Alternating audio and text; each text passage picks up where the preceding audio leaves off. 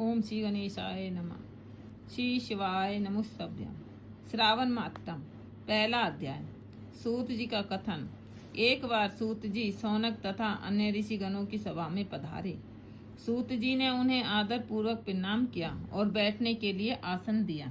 उनके बैठने के बाद मुनि श्रेष्ठ सौनक जी ने सूत जी से पूछा, हे प्रभु, हम सब मुनियों की इच्छा हो रही है कि आप हमें कोई ऐसी कथा सुनाइए जिसे सुनकर हम सब तृप्त हो जाएं। हमने आपके मुख से अनेक आख्यान सुनकर आनंद प्राप्त किया है। आपके मुख से हमने तुला राशि का सूर्य होने पर कार्तिक मास का महात्म्य, मकर राशि का सूर्य होने पर माघ मास का महात्म्य तथा मेष राशि का सूर्य होने पर वैशाख मास का महात्म्य सुना है। अब इन मासों से भी उत्तम कोई मास हो तो हम उसका महात्म्य सुनना चाहते हैं। सौनक जी का आग्रह सुनकर सूत जी बड़े प्रेम पूर्ण शब्दों से बोले कि श्रोताओं, मैं निम्नलिखित 12 गुण होने चाहिए। दंभ रहित, आसक्ति बुद्धि, सठता रहित, परमात्मा में भक्ति, भगवत चर्चा सुनने की तीव्र इच्छा, नम्रता, ब्राह्मण भक्त, सुशील स्वभाव, धैर्यवान, पवित्र, तपस्वी तथा दोषारोपण रहित। ये सब गुण आप सज्जनों में विद्यमान हैं। इसलिए मैं प्रसन्नता पूर्वक आपको तत्व की बात सुनाता हूँ। एक बार ब्रह्मापुत्र सनत कुमार ने भगवान शिव से पूछा, हे महादेव, हमारे हृदय में ऐसे मास के महात्म्य को सुनने की इच्छा हो रही है जो सब मासों में श्रेष्ठ हो। उस मास में कर्मों के करने से अनंत फल की प्राप्ति हो। संसार के कल्याण के लिए ऐसे मास के सभी धर्मों का वर्णन विस्तार पूर्वक बताने की कृपा करें।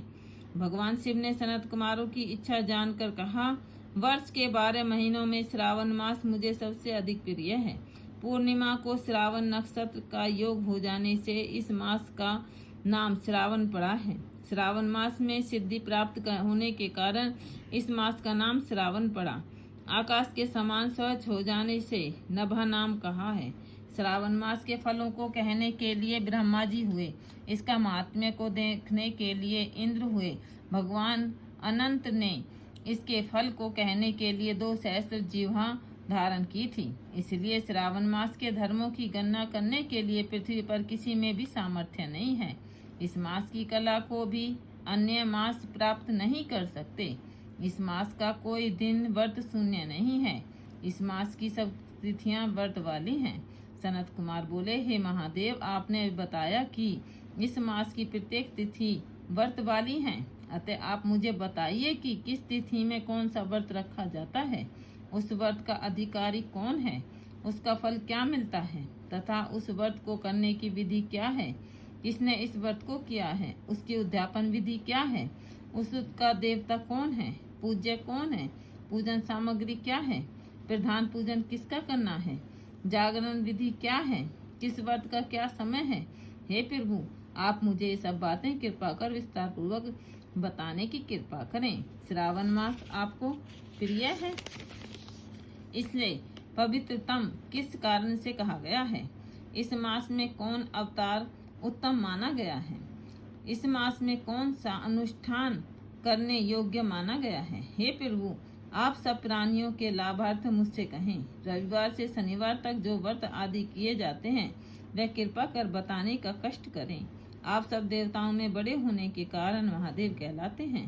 पीपल के पेड़ में 3 देवता ब्रह्मा, विष्णु और महेश का निवास कहा गया है। उसमें भी आपका निवास सबसे ऊपर कहा गया है। आप कल्याण रूप होने के कारण, शिव पाप नाशक होने के कारण हर कहलाते हैं। शरीर में गणेश जी का अधिष्ठान रूप 4 दल का मूलाधार नाम का चक्र है। उसके ऊपर 6 दल का ब्रह्मा जी का अधिष्ठान नाम का दूसरा चक्र है। सबसे ऊपर 10 दल का भगवान विष्णु का मणिपुर नामक तीसरा चक्र है। चौथा चक्र हृदय में 12 दल का अनाहत नाम का है। इस चौथे चक्र में आपकी स्थिति कही हुई गई है। आपका निवास सबसे ऊपर होने के कारण आपको मुख्यतः कहा गया है। इसलिए आपका पूजन करने से पंचायतन का पूजन हो जाता है। अन्न को ब्राह्मण कहा गया है। भगवान विष्णु जल रूप कहे गए हैं। जब आप उस अन्न और जल को ग्रहण करते हैं तो आपकी प्रवीणता में किसी को लेस मात्र भी संदेह नहीं रह जाता। आपका शमशान से और पर्वत पर निवास सब प्राणियों को विरक्ति का संदेश देता है। आपके यश का वर्णन करना वाणी से परे की बात है। इति श्रावण मातम, पहला अध्याय संपूर्ण।